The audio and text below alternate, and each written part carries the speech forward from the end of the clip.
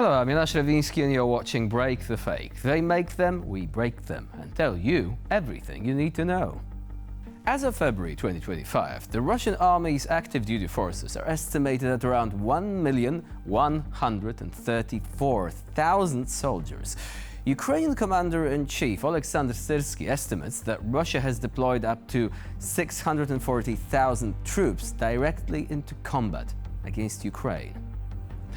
Of the population of roughly 144 million, these numbers are striking, especially given the centuries-long demographic crisis Russia has been facing. What's even more telling is the population distribution, heavily concentrated in urban areas where residents tend to be better educated, have greater access to information, and higher expectations for their quality of life.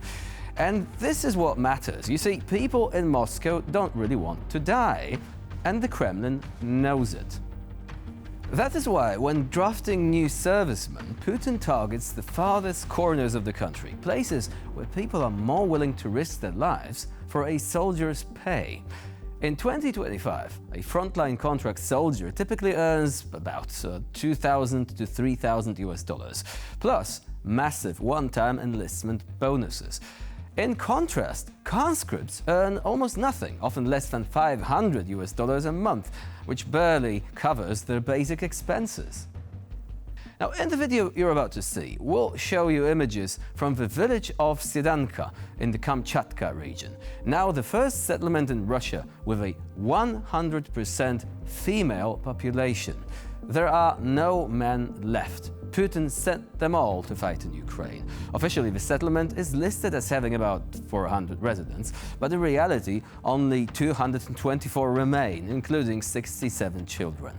Isolated from the outside world, with most homes lacking running water or toilets, the village has sent all its adult men to war.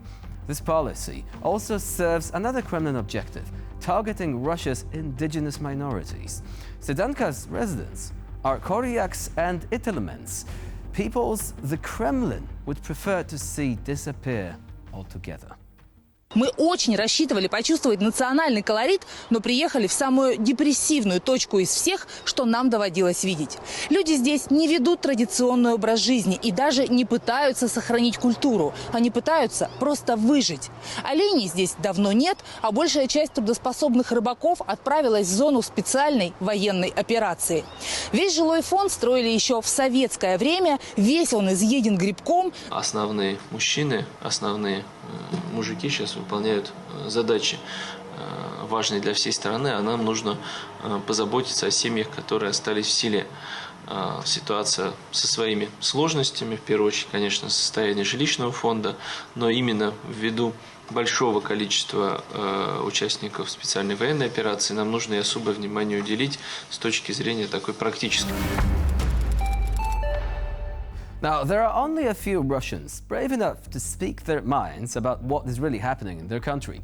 A true expert voice, someone who understands the realities of Russian society and its political system, is invaluable today. But Putin does not want either his own people or the international community to know the truth about Russia's conscription practices.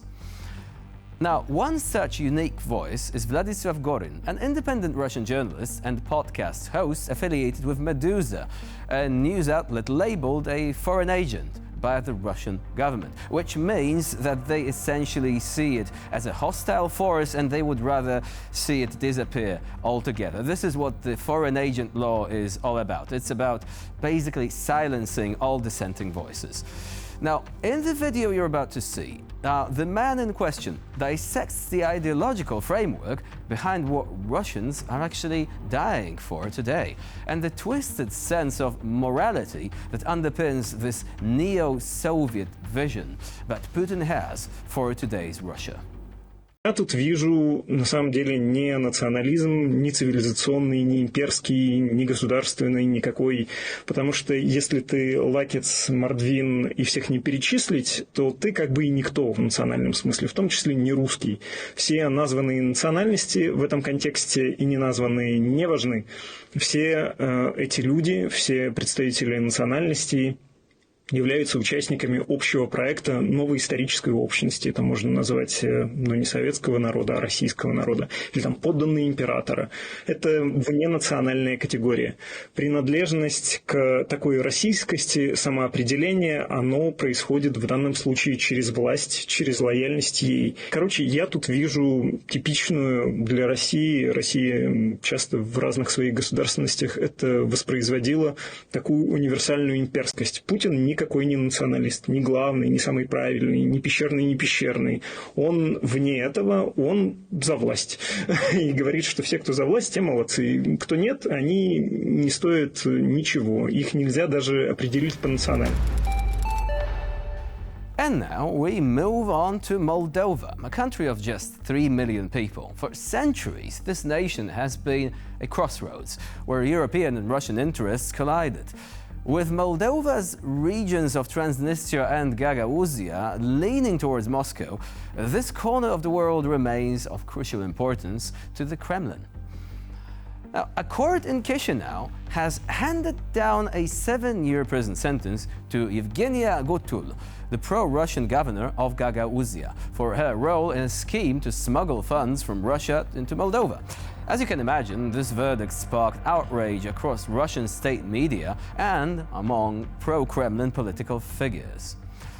Now, before we examine why she received this sentence, let's first hear from Putin's media mouthpieces and political allies. Уничтожению независимости Молдавии идут полным ходом. Начали приносить демократию, убили демократию в Молдавии, убили их. Не может быть такой демократии. Не может быть демократии, ради которой, с одной стороны, разрушается экономика, наука, промышленность, связи страны, нарушается ее мирный курс. Евгения Гуцул никого не убила. Она уже месяцы сидит под домашним арестом. Скажите мне, пожалуйста, какое, не то что вред, а какую опасность представляет на сегодняшний день Евгения Гуцул для общества? Европейские партнеры говорят, что Республика Молдова – это пример. Я с ними соглашусь, только они должны поставить либо запятую, либо еще что-то и сказать «пример фашистского государства».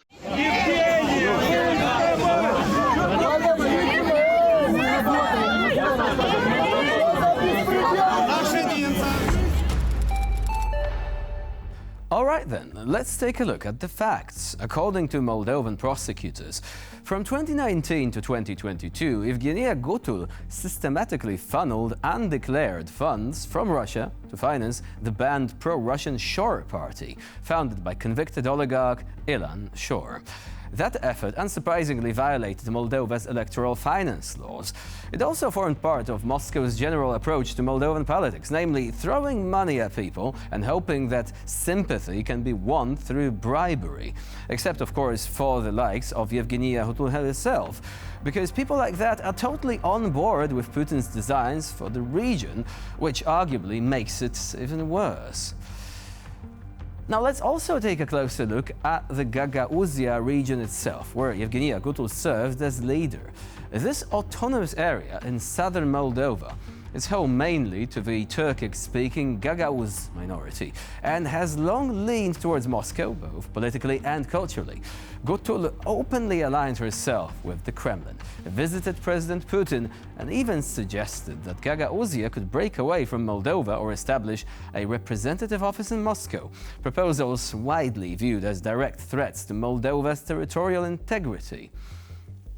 Now, President Maia Sandu has urged citizens and institutions to remain vigilant in the weeks ahead. The Russian Federation wants to control the Republic of Moldova from autumn onwards, she said, calling Putin's plan a direct threat to state security, the country's sovereignty, and the European future of Moldova, end of quote. And she could not be more right on that, you see. With a little over a month left until the election, let's keep an eye on Chisinau. As for Moscow, a month without foreign election meddling is evidently a month wasted. And with this, we conclude this edition of Break the Fake. Please stay with us here on TVP World for more latest news and updates.